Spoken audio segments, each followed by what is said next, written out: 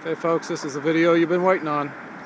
It's a record crest today, beating out all other floods. Flood of 2011 beats out the 1937 flood. We have the historic crest going on right now. As you can see, it's breaking off telephone poles that were on the side of the riverbank about half-mile off. You can see the Mississippi River that's flooding out across the levee here into the farm fields. You've got a barge just trying to get upriver, but it's just not quite making it. Essentially just standing still. The river force is so strong.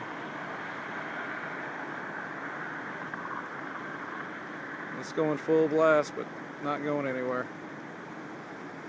I've never seen the river go this fast. This is upriver pointing north. We're on Interstate 155 between Caruthersville and Dyersburg. The exact location I stood a week ago.